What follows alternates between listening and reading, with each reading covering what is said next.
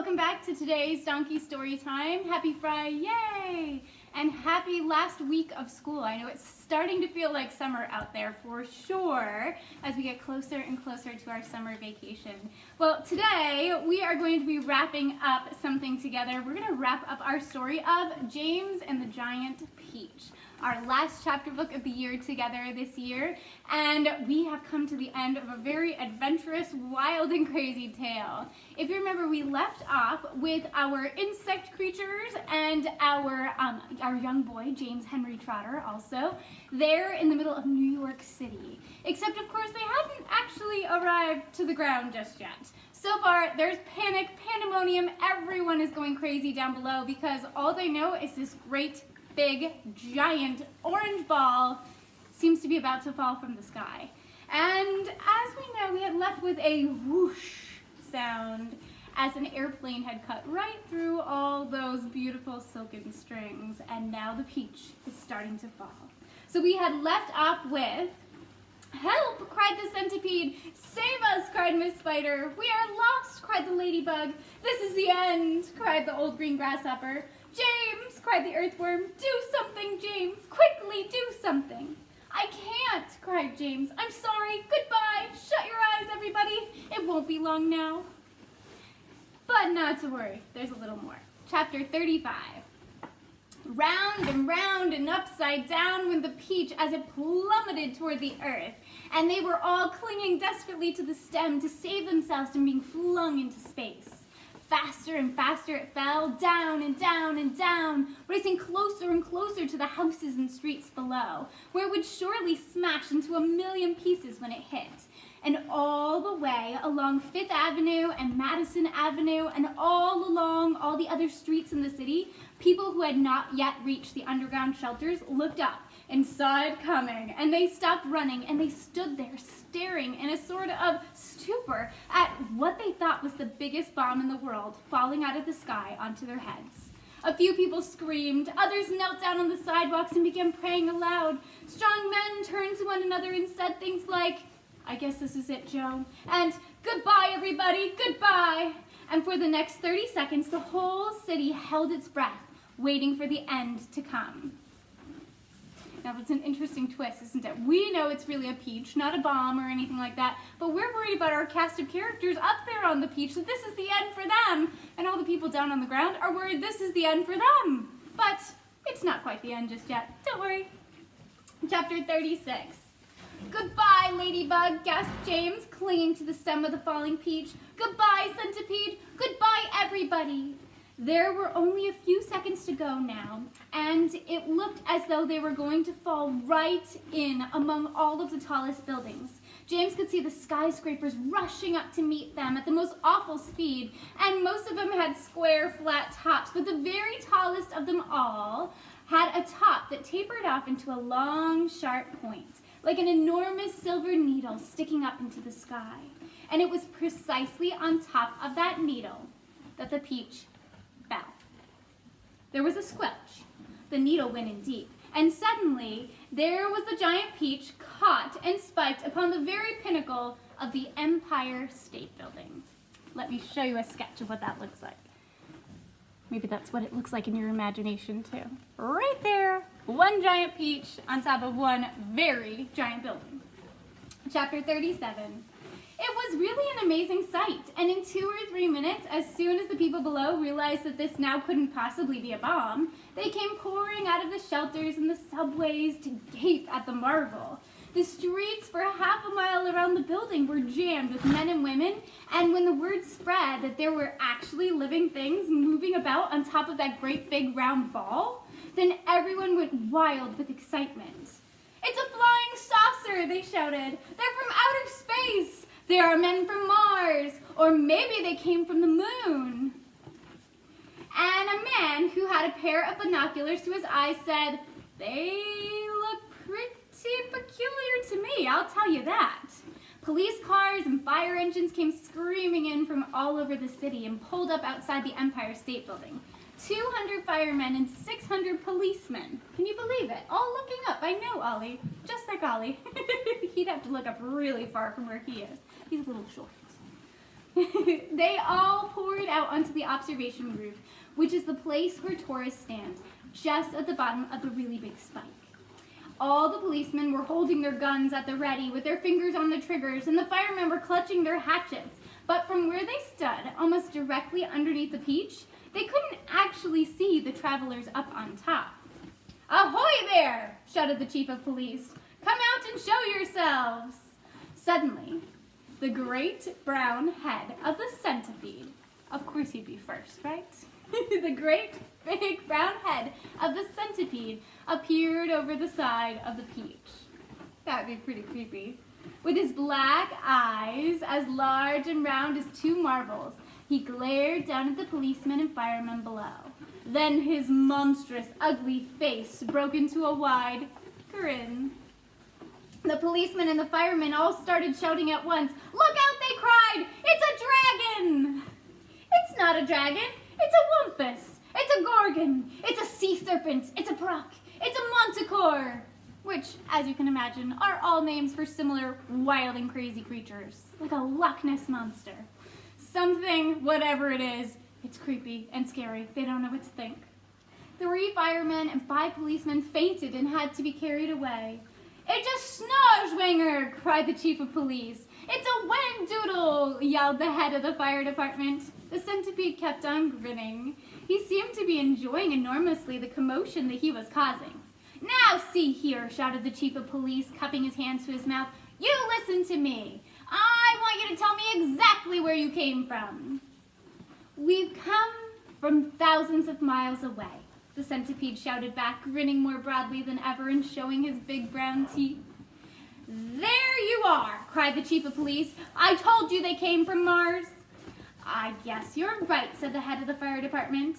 At this point, the old green grasshopper poked his huge green head over the side of the peach, alongside the centipedes. 6 more big, strong men fainted when they saw him. "That one's an onyx," screamed the head of the fire department. "I just know it is." "It's a cockatrice," yelled the chief of police. "Stand back, men. It may jump down on us at any moment." "What on earth are they talking about?" the old green grasshopper said to the centipede. "Search me," the centipede answered, "but they seem to be in an awful stew about something." Then, Miss Spider's large, black, murderous-looking head, which to a stranger was probably the most terrifying of all, appeared next to the grasshoppers. "Snakes and ladders!" yelled the head of the fire department. "We are finished! It's a giant scorpula!" I like that. Snakes and ladders. Oh my. "It's worse than that," cried the chief of police. "It's a vermish knid. Oh, just look at its vermish, gruesome face." "Is that the kind that eats fully grown men for breakfast?" the head of the fire department asked, going white as a sheet. "I'm afraid it is," the chief of police answered. "Oh, please, why doesn't someone help us get down from here?" Miss Spider called out. "It's making me giddy." "This could be a trick," said the head of the fire department. Don't anyone make a move until I say so. Don't move at all, Milo." "But we've got to do something," the head of the fire department announced grimly. "About 5 million people are standing down there on the streets watching us." "Then why don't you put up a ladder?" the chief of police asked him. "I'll stand at the bottom and hold it steady for you while you see what's happening." Very brave, right? "I'll stay down here. I'll hold it for you really steady." Soon there was no less than 7 large, fantastic faces peering down over the side of the peach. The centipedes, the old green grasshoppers, Miss Spiders, the earthworms, the ladybugs, the silkworms, and the glowworms. And a sort of panic was beginning to break out among the firemen and policemen on the rooftop. Then, all at once, the panic stopped, and a great gasp of astonishment went up all around. For now, a small boy was seen to be standing up there beside these other creatures. His hair was blowing in the wind, and he was laughing and waving and calling out, "Hello, everybody! Hello!" For a few moments, the men below just stood and stared and gasped. They simply couldn't believe their eyes. "Bless my soul," cried the head of the fire department, going red in the face. "It really is a little boy, isn't it?" Can you imagine it, Milo? Don't be frightened of us, please, James called out. We are so glad to be here. What about those others beside you? Shouted the chief of police. Are any of them dangerous? Of course they're not dangerous, James answered. They're the nicest creatures in the world. Allow me to introduce you to them one by one, and I'm sure you will believe me. My friends, this is the centipede, and let me make it known. He is so sweet and gentle that, although he's overgrown, the Queen of Spain again and again has summoned him by phone to babysit and sing and knit and be a chaperone. When nurse is off and all the royal children are alone, small wonder, said a fireman, they're no longer on the throne. The earthworm, on the other hand, said James, beginning to expand, is great for digging up the land and making old soils newer. Moreover, you should understand he would be absolutely grand for digging subway tunnels and for making you a sewer. The earthworm blushed and beamed with pride. Miss Spider clapped and cheered and cried, couldn't words be any truer? And the grasshopper, ladies and gents, is a boon in millions and millions of ways. You have only to ask him to give you a tune, and he plays and he plays and he plays. As a toy for your children, he's perfectly sweet. There's nothing so good in the shops. You've only got to tickle the soles of his feet, and he hops and he hops and he hops. He can't be very fierce, exclaimed the head of all the cops. And now, without excuse, I'd like to introduce this charming glowworm, lover of simplicity. She is easy to install on your ceiling or your wall. And although this smacks a bit of eccentricity, it's really rather clever, for thereafter you will never have the slightest need for using electricity.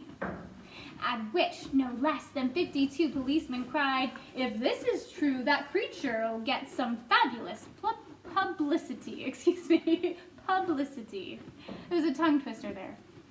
And here we have Miss Spider with a mile of thread inside her, who has personally requested me to say that she's never met Miss Muffet on her charming little tuffet. You know how the nursery rhyme goes. If she had, she'd not have frightened her away. Should her looks sometimes alarm you, then I don't think it would harm you to repeat at least 100 times a day. I must never kill a spider. I must only help and guide her and invite her in the nursery to play. The police all nodded slightly and the fireman smiled politely, and about a dozen people cried, hooray! And here's my darling ladybug, so beautiful, so kind, my greatest comfort since this trip began. She has 400 children and she's left them all behind. But they're coming on the next peach if they can. The cops cried, she's entrancing. All the firemen started dancing and the crowds all started cheering to a man. And now, the silkworm, James went on, whose silk will bear comparison with all the greatest silks there are. In Rome and Philadelphia, if you would search the whole world through, from Paraguay to Timbuktu, I don't think you would find one bit of silk that would compare with it. Even the shops in Singapore don't have the stuff, and what is more, this silkworm had, I'll have you know, the honor not so long ago to spin and weave and sew and press the Queen of England's wedding dress, and she's already made and sent a waistcoat for your president. Well, good for her, the cops cried out, and all at once a mighty shout went up around the Empire State. Let them down at once, why wait? It was a nice introduction, wasn't it? Reminds me of something that one of the other insects would have done. He's learned a lot on his time on the beach. Chapter 38. 5 minutes later, they were all safely down, and James was excitedly telling his story to a group of flabbergasted officials. You can imagine what flabbergasted might be. If a bunch of gigantic insects, and a boy came down off of a peach that had just floated through the sky into your city, you might imagine what flabbergasted might be. And suddenly, everyone who had come over on the peach was a hero. They were all escorted to the steps of City Hall, where the mayor of New York made a speech of welcome. And while he was doing this, 100 steeplejacks, armed with ropes and ladders and pulleys, swarmed up to the top of the Empire State Building and lifted the giant peach off the spike and lowered it to the ground. Then the mayor shouted, "We must now have a ticker tape parade for our wonderful visitors." And so a procession was formed, and in the leading car, which was an enormous open limousine, sat James and all his friends. Next came the giant peach itself. Men with cranes and hooks had quickly hoisted it onto a very large truck, and there it now sat, looking just as huge and proud and brave as ever. And there was, of course, a bit of a hole in the bottom of it where the spike of the Empire State Building had gone in. But who cared about that, or indeed about the peach juice that was dripping out onto the street? Behind the peach, skidding about all over the place in the peach juice, came the mayor's limousine. And behind the mayor's limousine came about 20 other limousines carrying all the important people of the city. And the crowds went wild with excitement. They leaned out of their windows of the skyscrapers, cheering and yelling and screaming and clapping and throwing out bits of white paper and ticker tape. And James and his friends stood up in their car and waved back at them as they went by. Then a rather curious thing happened. The procession was moving slowly along Fifth Avenue when suddenly a little girl in a red dress ran out from the crowd and shouted, "Oh, James, James, could I please have just a tiny taste of your marvelous peach?" "Help yourself," James shouted back. "Eat all you want. It won't keep here forever anyway." No sooner had he said this than about 50 other children exploded out of the crowd and came running onto the street. "Can we have some too?" they cried. "Of course you can," James answered. "Everyone can have some." The children jumped up onto the truck and swarmed like ants all over the giant peach, eating and eating to their heart's content. And as the news of what was happening spread quickly from street to street, more and more boys and girls came running from all directions to join the feast. Soon there was a trail of children a mile long chasing after the peach as it proceeded slowly up Fifth Avenue. Really, it was a fantastic sight. To some people, it looked as though the Pied Piper of Hamelin had suddenly descended upon New York. And to James, who had never dreamed that there could be so many children as there were in this world, it was the most marvelous thing that had ever happened. By the time the procession was over, the whole gigantic fruit had been completely eaten up, and only the big brown stone, right there in the middle, was left. It was licked clean and shiny by 10,000 eager little tongues, which was left standing there on the truck. The peach bit, not the tongues. Chapter 39.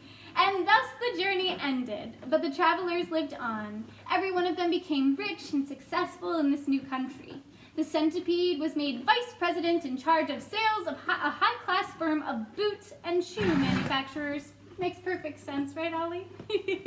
The earthworm, with his lovely pink skin, was employed by a company that made women's face creams to speak on commercials and television. The silkworm and Miss Spider, after they had both been taught to make nylon thread instead of silk, set up a factory together and made ropes for tightrope walkers. The glowworm became the light inside the torch of the Statue of Liberty, and thus saved a grateful city from having to pay a huge electricity bill every year. The old green grasshopper became a member of the New York Symphony Orchestra, where his playing was greatly admired. The ladybug, who had been haunted all her life by the fear that her house was on fire and her children were all gone, married the head of the fire department and lived happily ever after. And as for the enormous peach stone, it was set up permanently in a place of honor in Central Park and became a famous monument. But it was not only a famous monument, it was also a famous house. And inside the famous house, there lived a famous person. Are you ready for this? James Henry Trotter himself. And all you had to do any day of the week was to go and knock upon the door, and the door would always be open to you, and you would always be asked to come inside and see the famous room where James had first met his friends. And sometimes, if you were very lucky, you would find the old green grasshopper in there as well, resting peacefully in a chair before the fire. Or perhaps it would be Ladybug, who had dropped in for a cup of tea and gossip, or the centipede to show off a new pair of particularly elegant boots that he had just acquired.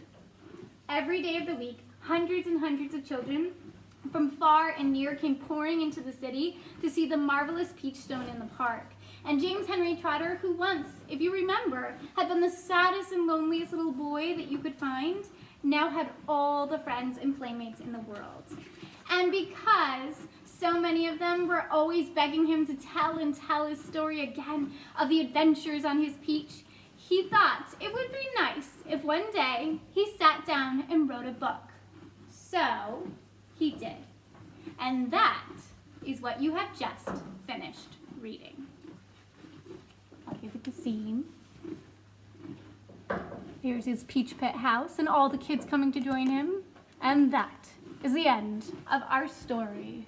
Hooray! We did it! I told you that would be a story filled with lots of twists and turns and adventures. And if you enjoyed this story, Roald Dahl is a very famous author who has wrote many other stories too, all with their own little bits of dark and twists and turns and unexpected things about to happen. But there are a lot of books by the same author that you may enjoy as well. Perfect for summer reading.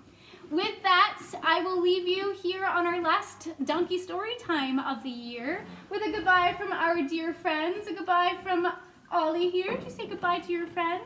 And a goodbye from Milo. Did you say bye to your buddies? Thank you so much for tuning in and for joining us for these special stories. It's been really fun to share these great books together and to share two of my friends here on my farm with you. Thank you for being great listeners. Keep up the great work. Don't forget to look for moments where you can show caring and kindness all summer long. And of course, don't forget to come back and visit as well. Happy last couple of days of school, everyone. Happy summer, happy end of the year, and happy almost third graders. As hard as it is to believe. Happy day, my friends. I'll see you soon.